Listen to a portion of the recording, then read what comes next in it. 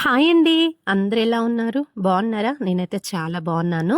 పొద్దున్నే లేచి వంటైతే స్టార్ట్ చేసేసాను. రైస్ అయితే అయిపోయింది. ఈరోజు కర్రీ వచ్చి వంకాయ టమాటా, ఇంకా టిఫిన్ చేస్తున్నాను. పూరి అనమాట ఈరోజు. వంకాయ టమాటా కర్రీ కూడా అయిపోవచ్చింది ఆల్మోస్ట్. కర్రీ అయితే చాలా టేస్టీగా ఉంది. సూపర్ అయితే కుదిరింది. నాకు వంకాయ కర్రీ అంటే చాలా ఇష్టం. కానీ మా బావ అయితే అస్సలు వంకాయలు తీసుకురాడు. చాలా రోజుల తర్వాత తీసుకొచ్చాడని చాలా ఇష్టంగా వంట చేసుకున్నాను. ఇంకా దాంట్లోకి పూరి కూడా బాగుంటుంది అని చెప్పేసి చేసుకుంటున్నాను. ఇంకా బయట కడిగి ముగ్గు పెట్టేయాలి. ఇల్లు ఊడ్చేసాను ఆల్రెడీ. ఇంకా బయట కడిగి ముగ్గు పెట్టేసుకున్నాక పూరి చేద్దామని చెప్పేసి బయటైతే కడుగుతున్నాను. అయితే నాకు స్టాండ్ లేదని చెప్పేసి మా జున్ను అయితే, "మమ్మీ నేను నీకు హెల్ప్ చేస్తాను మమ్మీ, నువ్వు కడిగేసేయు, ఎంతసేపు ఒకదానివి పట్టుకొని పని చేసుకుంటావులే, నేను హెల్ప్ చేస్తాలే" అని చేస్తుంది.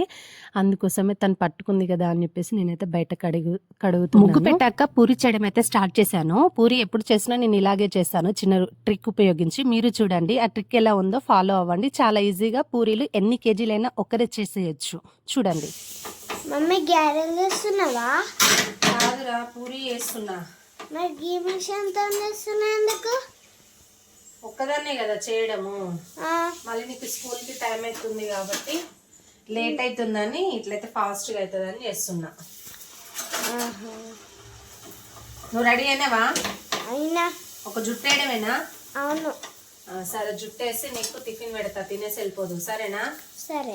పూరీలు ఇలా చేస్తే బాగానే వస్తాయి. చాలామంది అపోహ పడతారు, కానీ ఏం ప్రాబ్లం లేదు, బాగానే వస్తాయి, పొంగుతాయి కూడా. నేనైతే ఎప్పుడు ఇలానే చేస్తాను. ఒక్కదాన్ని కాబట్టి ఇలా చేసుకుంటే చాలా ఈజీగా అయిపోతుంది. తక్కువ సమయంలో ఎక్కువ పని ఇలా చేసుకుంటే మనకి హెల్ప్ఫుల్గా ఉంటుందని చెప్పేసి నేను ఇలానే చేసుకుంటాను. ఇంకా పూరి చేయడం అయితే అయిపోయింది. అయిపోయాక జున్నుకి జుట్టేసాను. ఇంకా వాళ్ళ డాడీకి జున్నుకి అయితే పూరి పెట్టేశాను. వాళ్ళిద్దరు అయితే తిని వెళ్ళిపోయారు డ్యూటీకి. వాళ్ళిద్దరు వెళ్ళిపోయాక ఇంకా నేనైతే ఇంట్లో పనులు, మళ్ళీ వాళ్ళు టిఫిన్ చేసి వెళ్ళిపోయినాక ఆ బాసన్లు కడగడం కానీ, ఇల్లు తుడవడం కానీ, అవన్నీ పనులైతే కంప్లీట్ చేసుకోవడానికి చాలా టైం పట్టింది. ఇంకా ఆ తర్వాత జున్నుకి, ఖుషికి కూడా ఉగ్గు తినిపించేసి తనకి స్నానం చేయించేసి తనను పడుకోబెట్టి, మళ్ళీ నేను స్నానం చేసి బట్టలు ఉతికేసి అదంతా ప్రాసెస్ అయ్యి నేను టిఫిన్ చేసేసరికి అయితే 11:45 అయిపోయింది. అంత టైం అయితే అయిపోతుంది. ఎంత త్వరగా చేసుకుందామన్నా ఇంట్లో చిన్న పిల్లలు ఉండి వాళ్ళని చూసుకునే వాళ్ళు ఎవరు లేకపోతే ఒక్కళ్ళకే పని అనంటే చాలా కష్టమైపోతుంది కదా.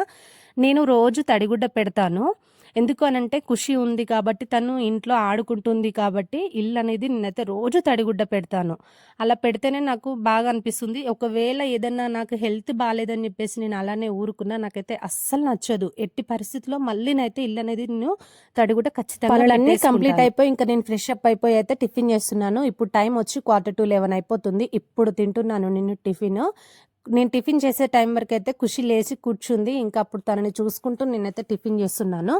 టిఫిన్ కంప్లీట్ అయిపోయాక ఇంకా నేను ఉతికిన బట్టలు అయితే ఆరేసుకోవాలి. ఇంకా నిన్న ఉతికిన బట్టలు అయితే ఫోల్డింగ్ చేసుకోవాలి. కొంచెం వాతావరణం అయితే చల్లగా ఉండడం వల్ల బట్టలు అయితే ఆరట్లేదు. ఈ రోజు ఉతికిన బట్టలు రేపు ఫోల్డింగ్ చేయడం కానీ, నిన్న ఉతికిన బట్టలు ఈ రోజు ఫోల్డింగ్ చేయడం కానీ అలా జరుగుతుంది ఆరకపోవడం వల్ల.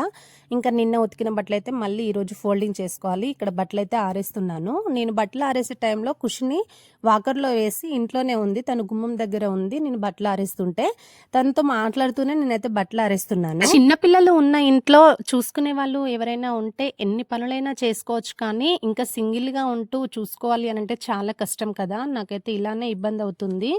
జున్ను వాళ్ళ డాడీ సేమ్ టైంలో వెళ్ళిపోతారు కాబట్టి, వాళ్ళు వెళ్ళిపోయాక అయితే ఏమన్నా పెండింగ్ వర్క్స్ ఉంటే ఇంకా తనని చూసుకుంటూ చేసుకోవాలి కాబట్టి చాలా లేట్ అయిపోతుంది. దానివల్ల నేను మార్నింగ్ టిఫిన్ చేయడం మాత్రం చాలా లేట్ అయిపోతుంది. నాలా ఎంతమందిని ఈ ప్రాబ్లమ్ని ఫేస్ చేస్తున్నారో కామెంట్ చేయండి. ఈ వీడియోకి ఒక లైక్ అయితే ఇవ్వండి. సింగిల్గా ఉంటూ చిన్నపిల్లల్ని చూసుకోవడం చాలా కష్టము. ఏది ఏమైనా మనమైతే పిల్లల్ని ఖచ్చితంగా చూసుకోవాలి. మనకి ఓపిక లేకపోయినా పిల్లలకి చేసుకోవాలి. వాళ్ళ చుట్టూ చిన్నపిల్లలు ఉండడము అనంటే వాళ్ళకి ఎన్ని అవసరాలు ఉంటాయో కదా, అవన్నీ చూసుకోవడం అనంటే సింగిల్గా చాలా కష్టం కదా. ఊళ్ళలో కానీ లేకపోతే మనకి ఎవరైనా పెద్దవాళ్ళు హెల్ప్ఫుల్గా ఉంటే అది వేరు. ఖుషి ఖుషి అత్త ఇచ్చాడు అత్త అత్త ఓమైన్ ఖుషి ఓమైన్ clap clap clap clap clap Khushi clap shake hand high five high five high five high five high five high five clap shake hand second.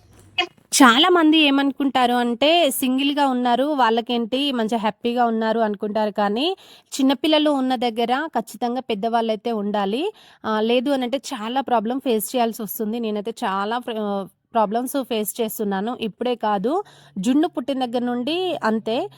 సింగిల్‌గా ఉండడం అంటే చానా కష్టము. కానీ చాలా మంది ఏమనుకుంటారంటే తప్పుగా అనుకుంటారు. హ్యాపీగా ఉంటున్నారు అనుకుంటారు. కానీ వాళ్ళకి హెల్త్ ప్రాబ్లమ్ కానీ, మనకి హెల్త్ ప్రాబ్లమ్ వచ్చినా ఇంకొకరి హెల్ప్ అనేది ఖచ్చితంగా ఉండాలి. కానీ నేను ఆ విషయంలో చాలా సార్లు అయితే ఆ విషయంలో నేను బాధపడ్డాను. నాకు చాలా సార్లు అనిపించింది. ఈవెన్ జున్ను స్కూల్‌కెళ్తుంది. ఇంకా ఖుషి కడుపులో ఉన్నప్పుడైతే చాలా సార్లు నేనైతే ప్రాబ్లమ్ ఫేస్ చేశాను. తననికి లేచి స్కూలుకి పంపించుకోవడం, వంట చేయడము అవంతా ఎంత ఇబ్బందిగా ఉండేదో అవంతా నేను ఒక వీడియోని సీరీస్‌లాగా అయితే పెడతాను. ఎంతమందికి ఆ సీరీస్ కావాలనిపించిందో ఒక లైక్ ఇవ్వండి. కామెంట్ అయితే చేయండి. ఈ వీడియో నచ్చిందా? నచ్చితే మాత్రం ఖచ్చితంగా ఒక లైక్ ఇచ్చి వెళ్ళండి. దాని ద్వారా వీడియో ఎక్కువ మంది